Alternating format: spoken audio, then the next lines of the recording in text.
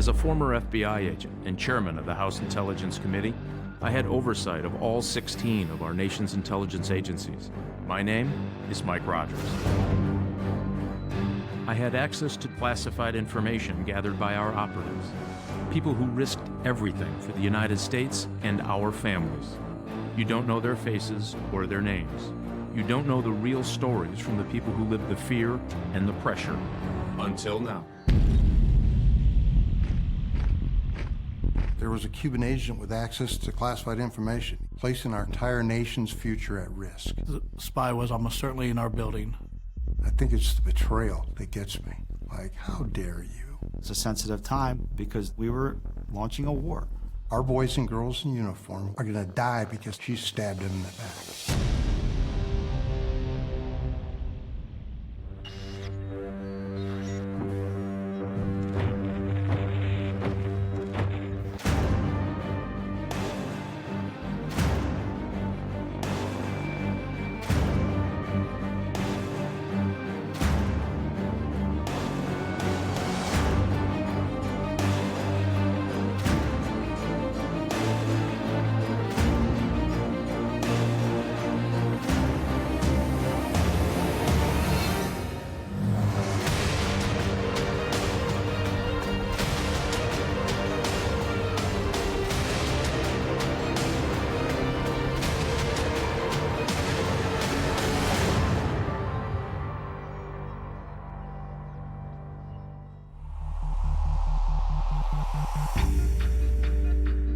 Almost every nation in the world spies.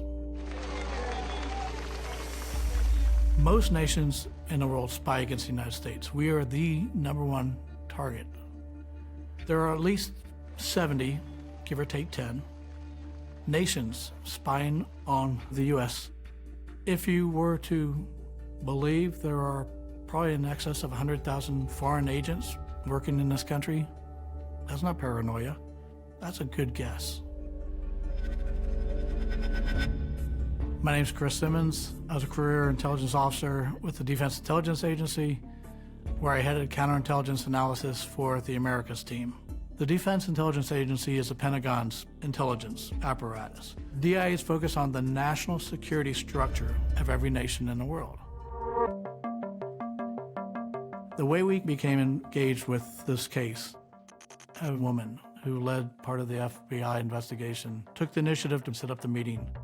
The FBI explained that we've heard you and your team are the best there are on Cuban intelligence, and we are part of an FBI spy case that involved Cuba, which had been dragging on for 3 years, and we're frustrated. Can you help us? I was so concerned about the damage that this mole could have already inflicted and would continue to inflict that I immediately called Scott Carmichael. Scott Carmichael was head of our investigation side.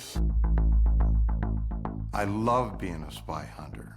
I love the chase. Nothing would make me happier than for somebody to say, well, Scott, we know espionage is occurring. We've got these few tidbits of information. Can you help us out? You bet. I especially loved what are termed unsub investigations, unknown subject investigations. And those are investigations where you have good reason to believe that espionage is occurring. You have absolutely no idea who might be doing it.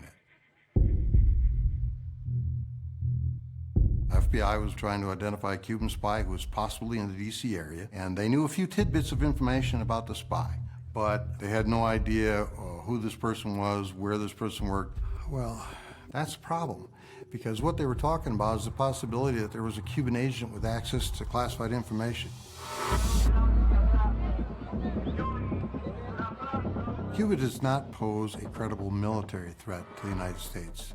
The real danger of Cuban intelligence operations is that the intelligence take is shared by Cuba with other countries. He shares information with Iran, China, Russia, even Venezuela, North Korea.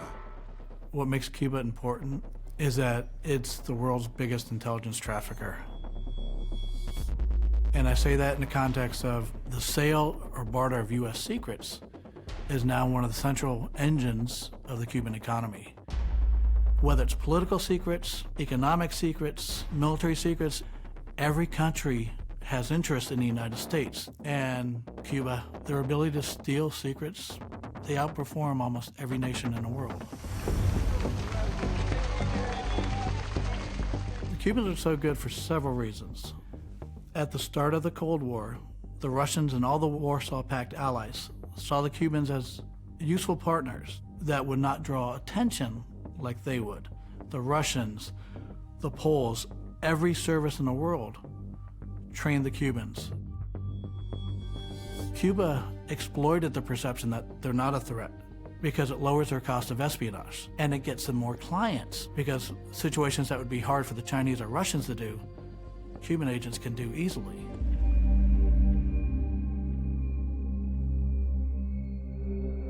Building an unsub case is like putting a puzzle together. The challenge is you don't know what the puzzle looks like, and you don't know how many pieces there are. The FBI's case, they had 3 very distinct pieces of the puzzle. As they shared their puzzle pieces, turns out I had the 4th puzzle piece. That one piece of information fit perfectly into what they had just shared, and when we put it all together, I told them that the FBI is looking in the wrong place, because the unsub doing the 3 things you just shared, coupled with the 4th piece of the puzzle, there are probably 40 or 50 people that could do what your unsub can do, and in all likelihood is working within the confines of the Defense Intelligence Agency. Even more narrowly, spy was almost certainly in our building. What was the information that the FBI had? What did they show you? The information that our colleagues shared with us remains classified to this day because it would reveal some of our methods that the Cubans aren't yet aware of. Some of the methods and systems that the DIA employs to collect information about other countries' activities are so sophisticated, and that's why espionage is so dangerous. Because if you tell other countries, hey, the United States is able to do this, they will then guard against that. And of course that degrades our ability to collect the information that our warfighters need in the event that they go to war with some country. That's the problem. For most of the years that I worked for DIA, I was the senior counterintelligence investigator. So if anybody was engaging in espionage in the agency on my watch, that was an affront to me. I hate that. I think it's the betrayal that gets me. Like, how dare you? One investigative lead that the FBI had was that the spy in question had traveled to the naval station at Guantanamo, Cuba, during a specific time frame. That was the best investigative lead. I knew that people who travel to Gitmo require permission to do so, and they submit their request for permission by message. And it's searchable by keyword. It only took me moments to submit my query. And the system produced a hit file, a list of messages, about 100 of them, that matched the parameters of my search. And so I started hitting my function key very quickly, just to see if I would recognize names. And the 20th one,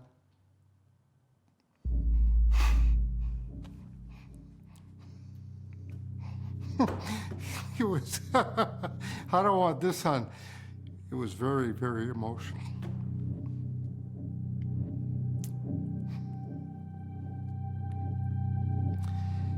The moment I saw her name, I knew.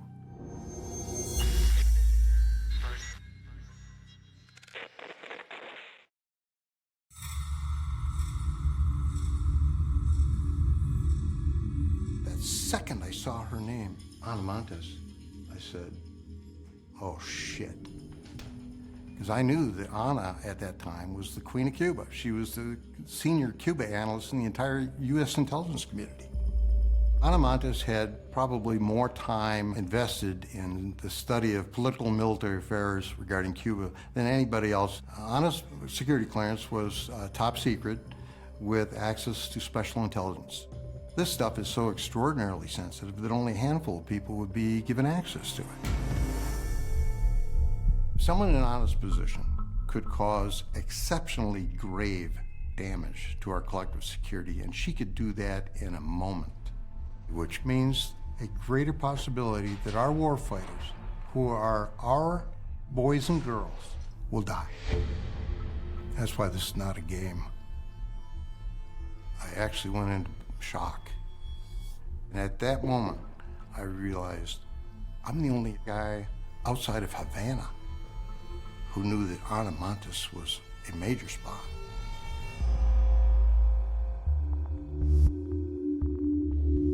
Now, this was not the first time that I had seen Ana Montes' name.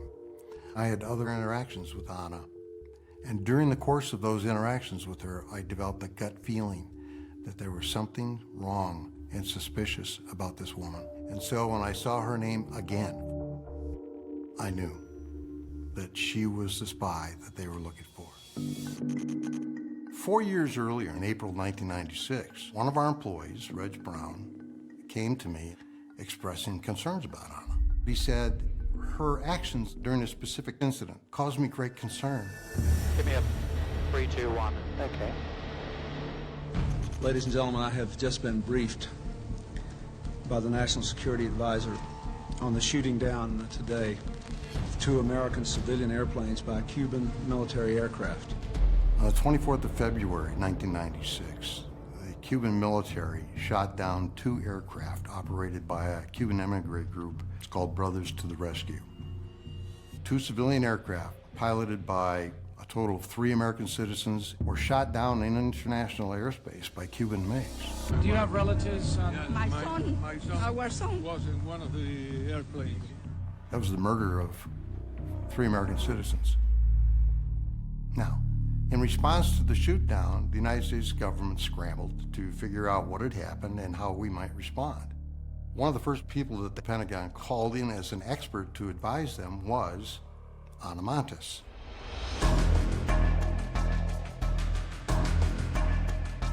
In that circumstance, when the Pentagon calls you in, you must stay in place until you are dismissed. It doesn't matter how long. If you're in there for 2 months, you stay there until our senior military leaders no longer have a need for your expertise. Reg Brown called the Pentagon shortly after 8 p.m. that night just to ask Ana a question, but she left. And he thought, well, that's odd. Reg thought that her actions in leaving the Pentagon early was suspicious.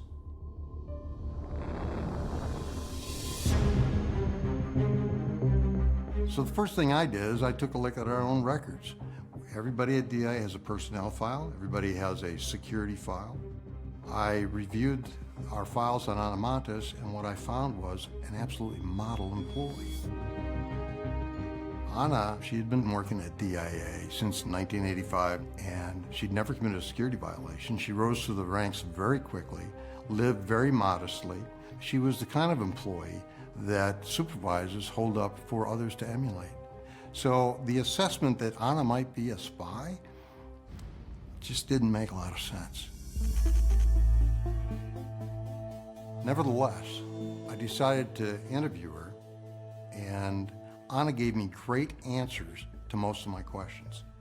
But then when I started questioning her about just going home, and did anybody see you, her entire demeanor changed.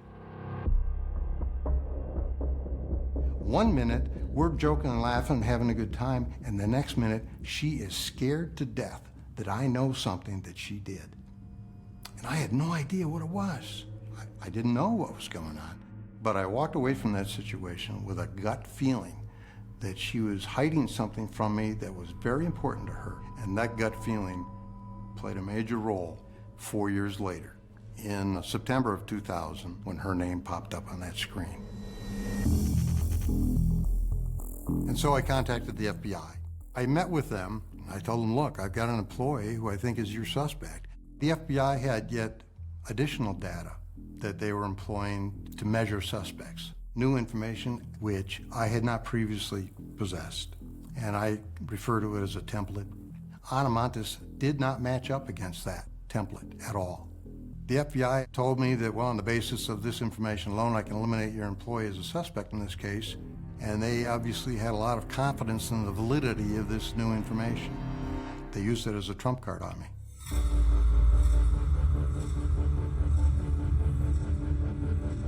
From the time I left the meeting until the time I took the elevator ride downstairs and I found myself literally out on the curb, I knew that Anna was at work 3 miles south in our headquarters building.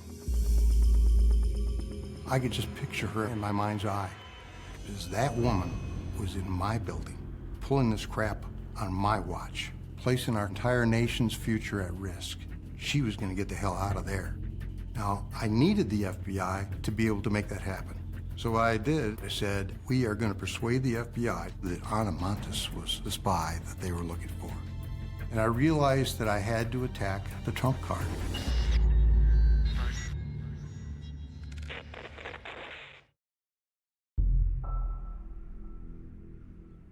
The next morning, on a Saturday, the 14th of October of 2000, I got up. I couldn't sleep very well.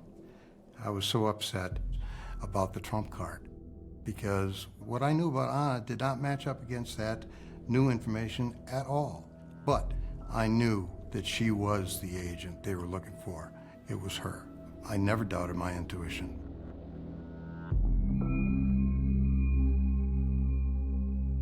The next day, I spent most of the day examining their trump card, and I discovered something. I discovered a pattern that I recognized from something that I learned in an 8th grade statistics math class. And my math instructor told us, if you ever see this pattern, you need to understand that the fix is in. Somebody is manipulating the data in order to get the outcome that you're looking at. And I saw a pattern which I knew could never occur in a random world. Can't happen. It had to be the Cubans. The FBI was using a trump card that was being manipulated. They didn't know it. And so at that moment, I realized that I had cracked the trump card. I wrote up an 8-page memo, and the next morning, I faxed that 8-page memo over to the FBI. About an hour later, the FBI case agent, Steve McCoy, called me. And the first thing he said was, Scott, I think we've gotten off on the wrong foot. I think we're going to be working together for a while. And I was relieved. The only way we were going to be successful is to work together. And it was at that moment I knew that we were going to be okay. One of the things that the FBI did was to assign a co-case agent by the name of Pete Lapp. So the first time I heard the name Ana Montes was at our squad Christmas party in 2000. I knew the FBI had gotten a name of suspect, someone who may have matched one of these unsub cases, as we call them. So I talked to Steve McCoy, the senior case agent, and I said, hey, I hear you're working this neat case and you have a name. You know, I'd love to work with you on this. So he said, yeah, sure, I'd really appreciate your help. And from there, we worked the entire case together with Scott. It's important to keep in mind that the FBI has to prove these cases. You know, we're the lead counterintelligence agency for the United States. The Bureau is going to be the organization that brings charges against someone for espionage. So there's a lot of pressure on us to get it right. Knowing someone is guilty of espionage is fundamentally different than proving that someone's guilty of espionage. So let's validate Scott's claim that she's an agent of a foreign power, and in fact, who we're looking for. And then let's try or catch her in the act of committing espionage. National security letters are hugely important tools for the FBI. So a national security letter is a letter that's issued by the FBI that compels financial institutions, credit institutions, telephone companies to relinquish critical information. And once Montes is identified as a suspect, we opened a full investigation on her. It allowed us the opportunity to use national security letters. We had very sensitive intelligence that told us that the unknown subject had purchased a specific brand, make, and model computer at a specific period of time in 1996 from a store in Alexandria. No further information. Through national security letters, I identified Anna's line of credit. And from that, we knew that Anna had made a purchase to CompUSA back in October of 1996. So in April 2001, we served a national security letter at CompUSA and asked them, could we identify a specific purchase made here in October of 1996? And they said, we keep records that far back behind the store, and we only keep them for about 5 years. This was April of 2001. The records were almost destroyed. So we pulled out boxes, and about 20 minutes after we started, the assistant manager for CompUSA said, is this what you're looking for? And in fact, it was the purchase that Anna made in true name for the computer that we could prove that the Cubans tasked her to purchase back in October of 1996. This sales receipt for this computer purchase proved that she was in fact the spy. So from April of 2001, I had no doubts that she was a Cuban spy. The question was she currently spying, and could we catch her in the act of committing espionage?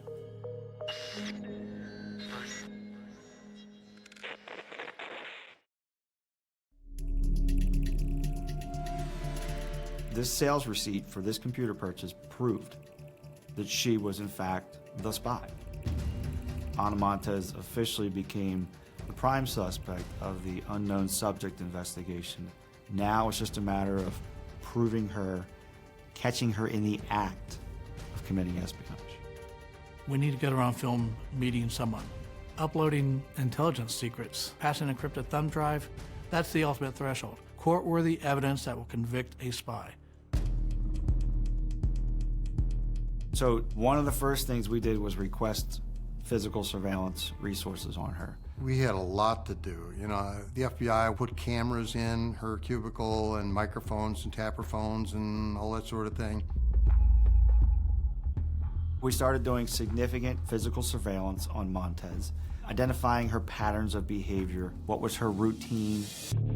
So in watching Ana Montes, we saw that, for example, she would leave her home on Sundays at a precise time, go to the local metro, get on, go several stops, get off, walk, stop at locations, wait 60 seconds, go somewhere else, wait 90 seconds.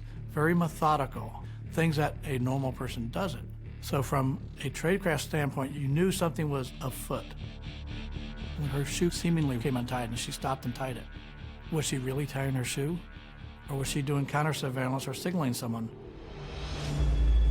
Over the next several months, the surveillance team told us, we've got a pattern now. She's leaving work at particular times. She's following a route. Here's the route. She's going into drugstores. But she doesn't come out with a bag, so what's she doing in the stores? Turns out she was using the payphones. Not too long ago, we had payphones everywhere, and using payphones was not in and of itself suspicious, but when you have a cell phone, when you have a home phone, and when you have phones at your office, the fact that you go a couple blocks off your normal route to and from home to use a payphone, that is suspicious. Once we did the legal paperwork to get the records from the payphone, we saw that she was calling pagers in New York City, and those particular numbers we knew were associated with Cuban espionage.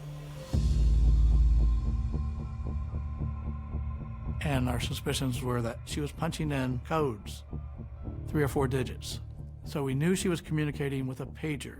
She was sending signals that told us she was still active. So we saw her making all these payphone calls, the timing of which corresponded with encrypted high-frequency messages being transmitted to the DC area from Cuba. Even before Montes was identified as a suspect, we knew that the Cubans were communicating to their agents via high-frequency messages that would have been picked up using a shortwave radio.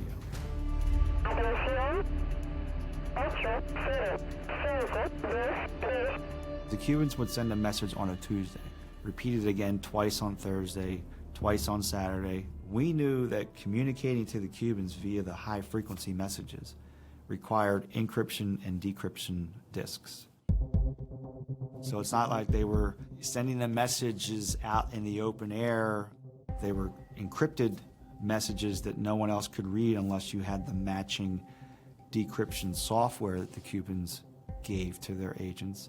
In order to catch her in the act, we knew we needed to get into her home because we knew we were trying to find these disks. She lived in a 30-tenant ownership building, so a huge challenge for us to try and get into her apartment without getting detected. Our surveillance of her taught us that she had a boyfriend, and her boyfriend lived out of town in Florida. And her traveling to visit her boyfriend Memorial Day weekend of 2001 gave us a long opportunity to get into her apartment covertly, to do a physical search.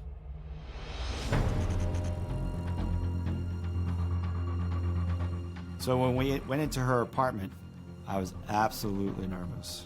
It was hot, there was no air conditioning, and although it was a small two-bedroom apartment, there was a lot to look through. You know, the risk of getting caught doing this is tremendous, and that's the last thing you want to do is compromise the investigation by someone coming home too early, or someone, you know, watering the plants when you didn't plan on them doing that. We started searching her apartment, and first thing we found was the Sony shortwave radio in its box, out in the open, underneath an open window. And then we found the Toshiba laptop computer that the Cubans had tasked her to purchase. So our computer experts made a copy of the computer, a hard drive, so that we could forensically analyze it and see what was on it.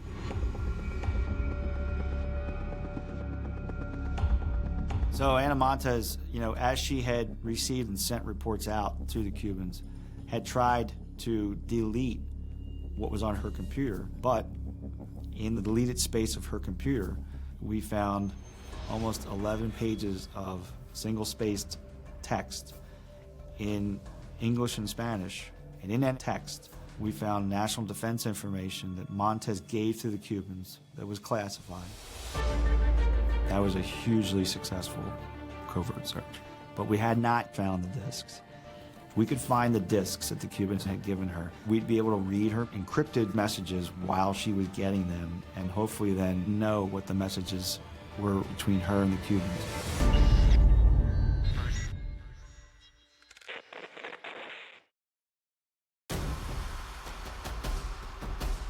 We had made a copy and found the communication between her and the Cubans on the computer. We found the shortwave radio.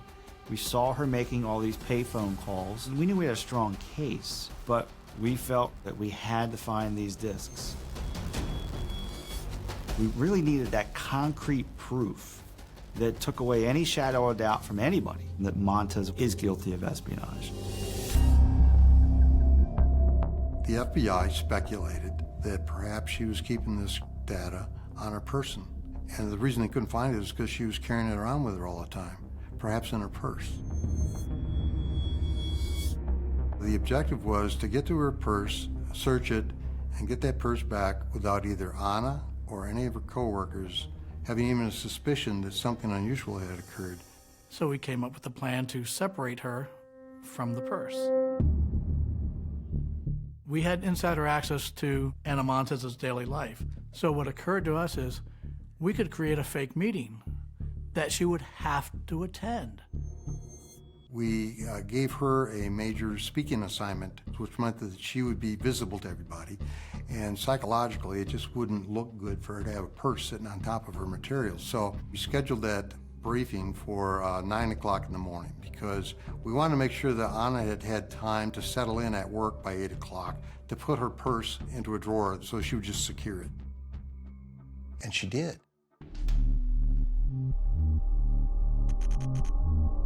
All the attendees were at the meeting, prepared to do a good hour and a half discussion of this very important issue. Once the door was closed, the FBI technical team, under the guise of being a maintenance crew, went into her cubicle in the surrounding area to do routine maintenance on the facilities and had access to her purse. So while she was at the meeting, we had a very short period of time to go through her purse, you know, looking for the discs.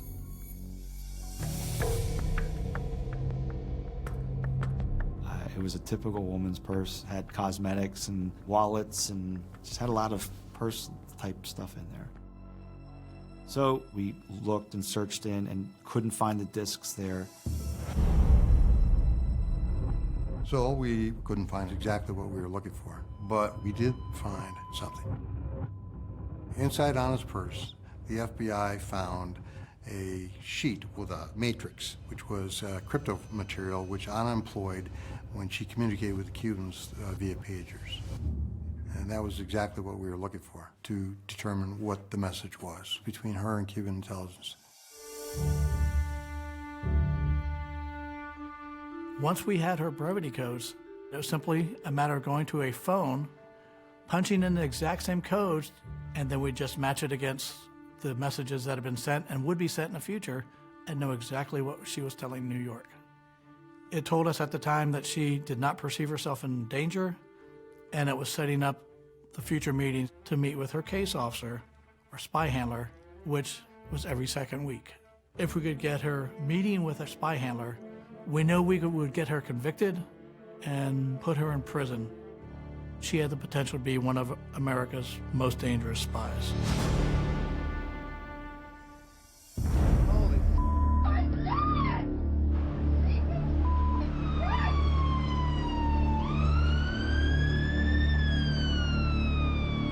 I was sitting in my boss's office, I think, in a commercial office building in Northern Virginia, about a mile up from the Pentagon, when 9/11 occurred.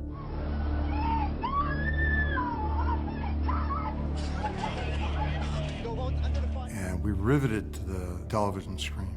We understood that this was a terrorist attack and that it was significant. I sat in there for another 20 minutes or so, and I saw a puff of smoke to my right. And the puff of smoke persisted, and it turned gray and began to billow. And then the news coverage came on about the aircraft hitting the Pentagon. I didn't see the impact, but I knew what was happening. We had just crossed a threshold, and that the United States of America was going to formulate some sort of a response that would require the assistance and support of the Defense Intelligence Agency.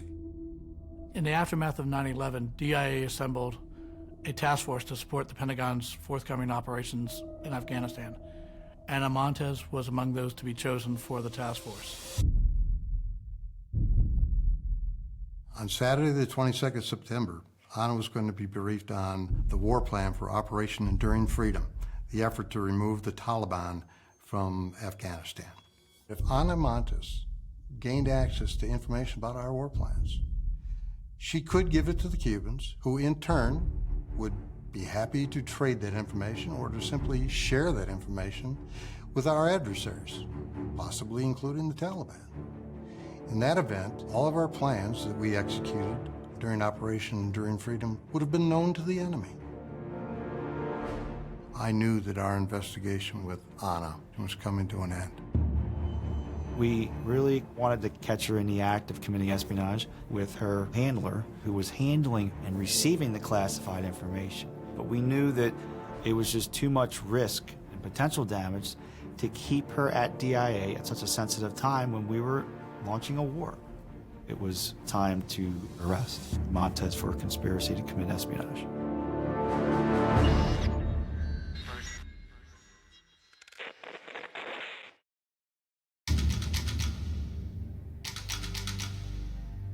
When 9/11 happened, we knew we had days left in the investigation.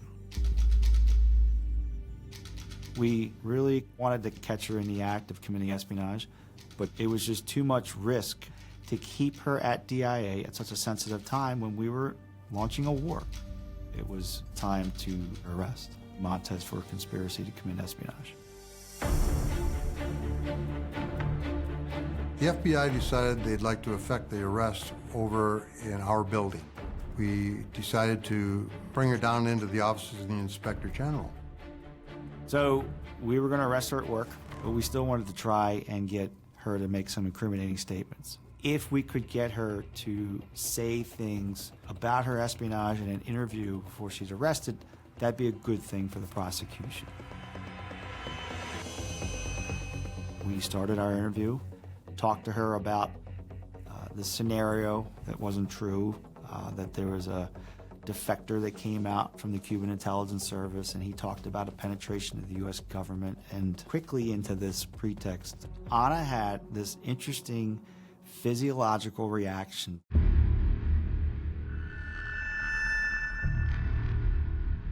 And it was this rash that immediately broke out, and they were on the side of her neck that was facing me. I could only see them.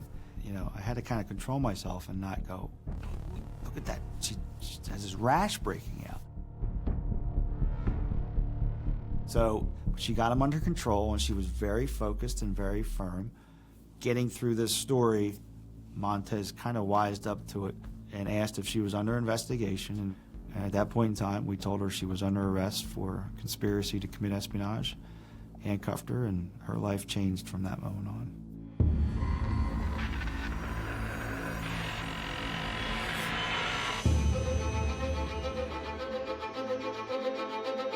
Pete came out of the conference room with Anna. She was in handcuffs, and I saw them walking down the corridor, if you will, towards me.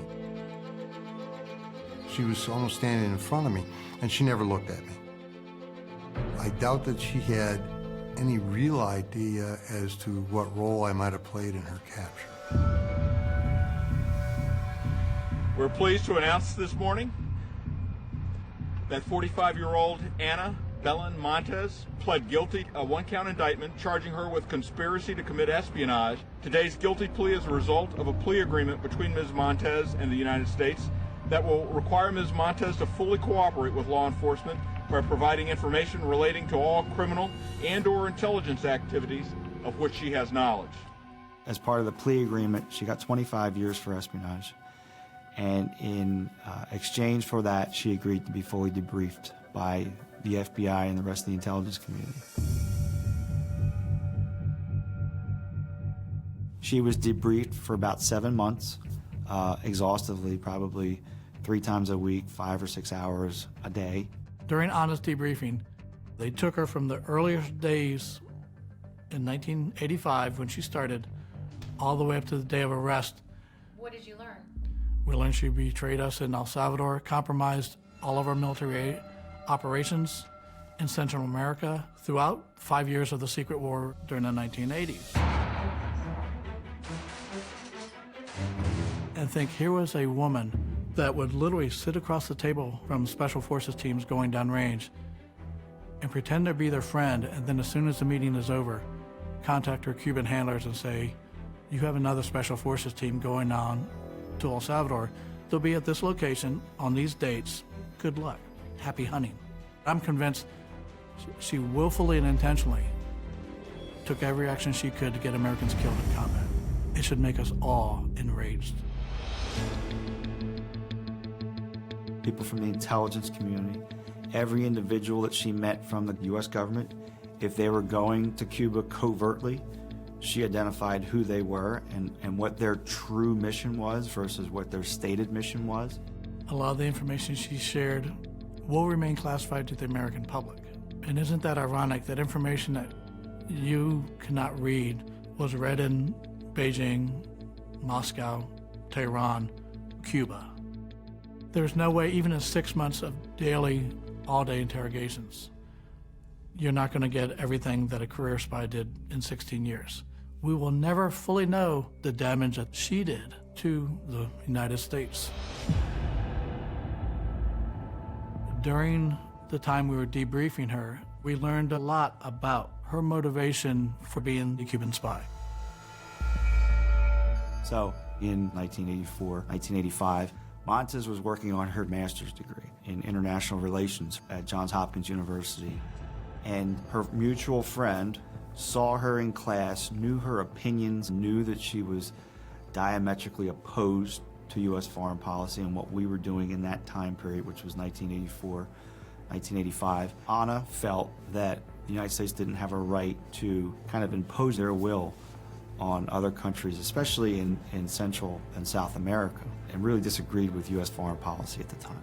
So her friend sensed that she had this passion that the Cubans would be interested in.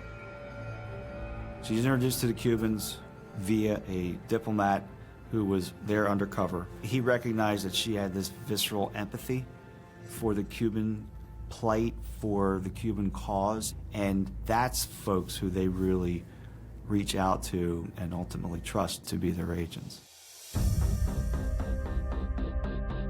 Honest Cubicle was actually devoid of anything personal. It was all devoted to business. But on Honest Cubicle wall, posted right next to her computer monitor, was a piece of paper. It was lined and written in script. The king hath note of all that they intend, by interceptions which they dream not of. Fidel Castro was aware of all of their plans, by some secret means they can't even imagine. This was an inspirational quote that she had posted to her wall so that every time that she was down at her computer, she could see it and motivate herself as a spy. You know, people who commit espionage are placing our collective security at risk. Our boys and girls in uniform who are fighting battles for us are going to die because somebody stabbed them in the back. That's what espionage is, death. And that's why guys like me work so hard to find these people. I've told people that hunting for spies is like trying to find a ghost in the fog. And you've got to believe, first of all, that they're there. And then you have to have enough drive to keep looking.